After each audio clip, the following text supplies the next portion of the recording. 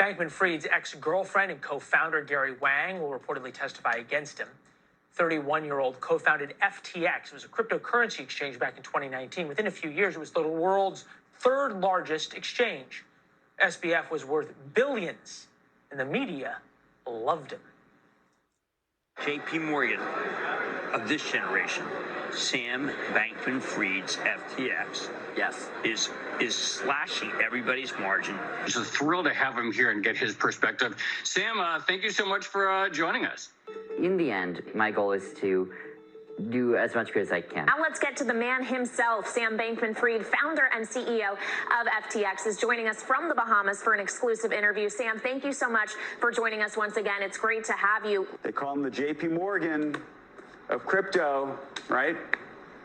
Yeah, the Michael Jordan of crypto, if you will. And where are they now? Prosecutors say SBF turned out to be a fake, stole billions from those who stored their cryptocurrency accounts at FTX. He joins the long list of young entrepreneurs beloved by Forbes magazine and other members of the media, only to get arrested and charged with fraud. Here now, NewsNation contributor Colby Hall and Adam Kamenstein, former federal prosecutor. Gentlemen, good to see both of you. Adam, start with you. Bankman-Fried's defense evidently is going to center around that this was all just some accounting mistakes. As you've read through this case, how much of an open and shut deal is it? I think the government's got a very strong case. Gentlemen, I'm going to interrupt you for 1 second here. Kevin McCarthy just came out to announce that he is not going to run for speaker again. Take a listen. If you believe your principles bring people greater freedom, you should be happy about it. I've always been excited that I've been a happy conservative.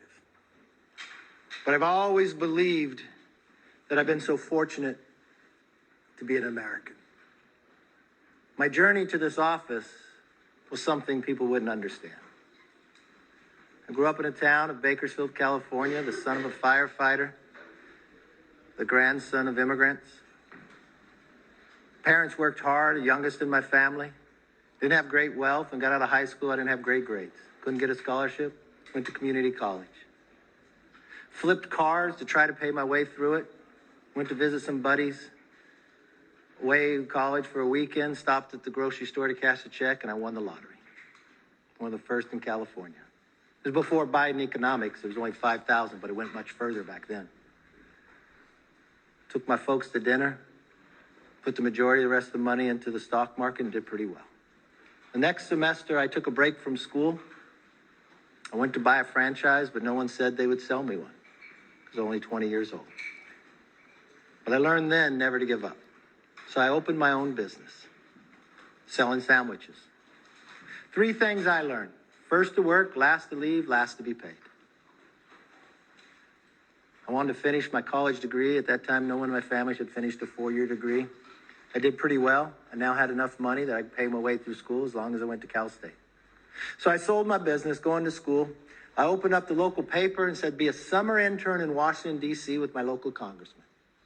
I did not know this man, but I thought he'd be lucky. All right, Kevin McCarthy, with what you might call the exit speech, says he is not going to run again for House Speaker. If he says anything noteworthy, or if we figure out what Republicans' plans are to solve some of the issues you care about at home, we'll get back to it. Meantime, we press on with our conversation about Sam Bankman-Fried, who defrauded Americans of billions upon billions of dollars, allegedly. That's what prosecutors are going to argue when his trial begins. Back now with a former federal prosecutor on this. What do we make of Bankman-Fried's defense that this was just an accounting error? I think that's going to be a hard proposition to sell. I mean, the government's got a very strong case here. It's got high-level cooperators who are going to give the jury an inside view of the scheme to defraud and efforts by Bankman to conceal what he knew were arguably illegal activities. It's got emails and texts and things of that nature. And then, of course, it's got the financial transactions, records of the financial transactions themselves. So, kind of a follow the money story. I think the government's got the proverbial slam dunk of a case here. The defense, on the other hand, is going to, try to accuse, distract, and confuse the jury. But in the face of the evidence that it's looking at, I think it's going to have a very hard sell doing that. Colby, I'm glad to have you because it just makes me chuckle when you watch the financial news commentators, especially who appear to have not had any ability to learn on this one. And then there is just this incredible hubris about people like Sam Bankman-Fried that they just salivate over in order to get access to. And then when it turns out they're complete frauds, oh, well, nobody knew. It's stunning. I mean, it's not just Samuel Bankman-Fried who's on trial here. It's really the financial media who are just as complicit in sort of lending their credibility to this guy. Now, this is not a crypto sort of fraud. It's a financial fraud under the guise of crypto. And these dudes, namely Kevin O'Leary and, James Cramer, they got fully behind SBF, helped him make billions and billions of dollars. And then the moment that it turned south, just completely sort of threw him under the rug and said, oh, that's it. And then never spoke to him about him again. And, the lack of accountability by the financial media, who literally are just speculating and making stuff up, is shocking. And candidly, we should look into this. It's really embarrassing, and it's unhealthy for our financial system. Yeah, you think about Elizabeth Holmes and others. Elizabeth Holmes didn't steal from common investors. She took a lot of rich guys for a ride. But Bankman-Fried really hurt a